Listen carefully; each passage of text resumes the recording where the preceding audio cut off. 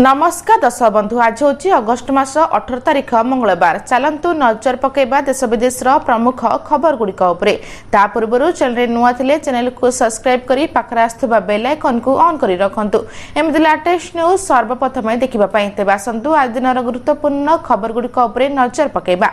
आज प्रथम खबर अवपात परिणत है लघुचाप भीषण वर्षा आशंका 3टी जिला को रेड अलर्ट। बंगोपसागर संलग्न ओडिशा पश्चिमबंग उपकूल में स्पष्ट लघुचाप अधिक घनीभूत अवपात रूप नहीं। तेज आगामी 24 घंटा मध्य यह अवपात उत्तर पश्चिम दिग को गति कर गांगेय पश्चिमबंग दे झारखंड आड़ को अग्रसर कर संभावना रही। अवपात परवर्ती गतिविधि उपर पाणीपाग विभाग नजर रखी। तेज यह प्रभाव में 3 दिन प्रबल अति प्रबल वर्षा नहीं पाणीपाग विभाग पक्षर सतर्क कराई। आज बालेश्वर केन्दुझर मयूरभंज में प्रबल अति प्रबल वर्षा हो पारे। 3टी जिला पाणीपाग विभाग रेड वार्निंग जारी करिछि एवं किछि स्थान में अति भीषण वर्षा होबार आशंका रही। भद्रक जाजपुर केन्द्रापड़ा जगतसिंहपुर कटक सुंदरगढ़ झारसुगुड़ा संबलपुर देवगढ़ अनुगुल ढेंकानाल में प्रबल वर्षा हो पारे। परवर्ती खबर उपर मुंडरे प्रबल वर्षा जो बढ़िला हीराकूद जलस्तर खोलिला आउ 5टी गेट 7टी गेट्रे बन्या जल निष्कासन बढ़ुची हीराकूद जलभंडार जलस्तर वृद्धि जो हीराकूद आउ 5टी गेट खोल पूर्वर 2टी गेट दे बन्या जल निष्कासन होता बेले एवं मोट 7टी गेट दे जल निष्कासन होती। बाम पार्श्व 5टी और डाहाण पार्श्व 2टी गेट सामिल रही। हीराकूद जलभंडार जलस्तर एवं 619.02 मीटर रही।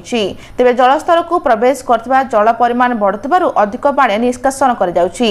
हीराकूद अधिक पानी छड़ा जाउथिबारु महानदी अववाहिकारे जलस्तर बढ़िबार आशंका रही। तेज याकु नजर रखी नदीकूलिया अंचल लोकमानकु सतर्क रहबाकु परामर्श दी जाइछि एवं नदीकूलकु न जिबा सह प्रशासन पक्षरु जारी होतिबा सतर्कता और निर्देश को मानिबाकु कुहाଯାଇଛି बोली खबर रही। परवर्ती खबर नयागढ़ रे राज्य स्तरीय सुभद्रा समावेश 1 कोटी अधिक महिला पाइबे सुभद्रा किस्ती।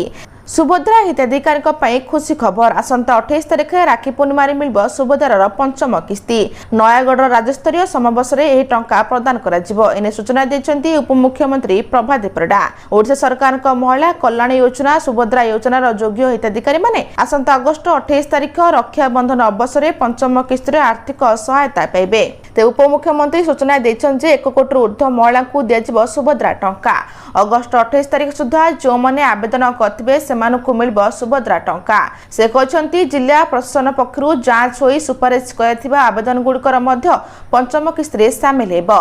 बाद पड़थिबा योग्य हिताधिकारी मध्य एका संगरे 5टी किस्ती मिलिबो बोली श्रीमती परिडा स्पष्ट करछन्ती बोली खबर रही। परवर्ती खबर 22 रु Indian Open athletic silver level continental tour 2026 Kalinga stadium रे 18टी इवेंट रहबो प्रतियोगिता। विश्वस्तरीय एथलेटिक्स को उपस्थित रे चलचंचल हेबो भुवनेश्वर कलिंग स्टेडियम।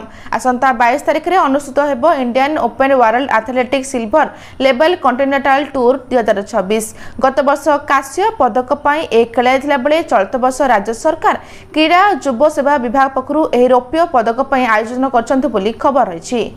परवर्ती खबर ओला उर्वर धर्मघट रे कमिशनरेट पुलिस कर बड़ पदक्षेप जरूरी सेवा पीसीआर गाड़ी देव सहायता।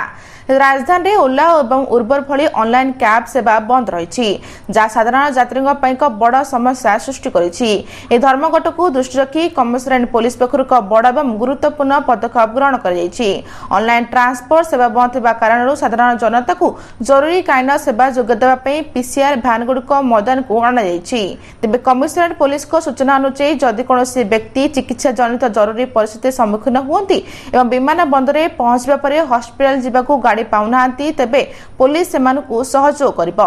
विमान बंदरରୁ रोगी किंबा जरूरी चिकित्सा आवश्यक होतबा यात्री मानकु ठीक समय हस्पिटाल पहुंचा पई पुलिस पक्षरु ए व्यवस्था कराइछि बोली खबर रही। परवर्ती खबर छात्र छात्री सुरक्षा बड़ निष्पत्ति बन्या परीक्षा घुंचाइला उत्कल विश्वविद्यालय। राज्य में बन्या परिस्थिति उपजुची यहाकु दृष्टि रखी उत्कल विश्वविद्यालय पक्षरु पूर्व प्रस्तुत परीक्षा समय सारणी परिवर्तन कर तेज सोमवार हेबाकु थिबा स्नातक BSc ITM BSc computer science BEd चतुर्थ सेमिस्टर परीक्षा को घुंचाई दी। परवर्ती समय यहाकु नुआ तारीख घोषणा कर उत्कल विश्वविद्यालय कर्तृपक्ष पक्षरु सूचना प्रदान खबर रही।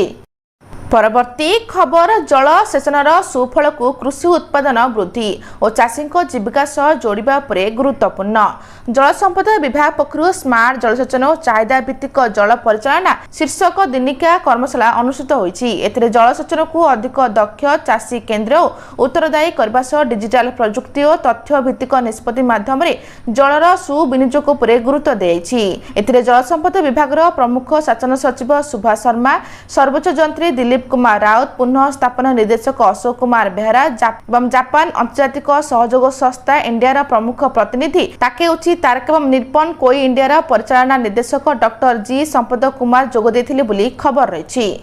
परवर्ती खबर श्रीमंदिर अँला बेढ़ा उपरकू चढ़ीगले युवक पुणी श्रीमंदिर सुरक्षा व्यवस्था को चैलेंज।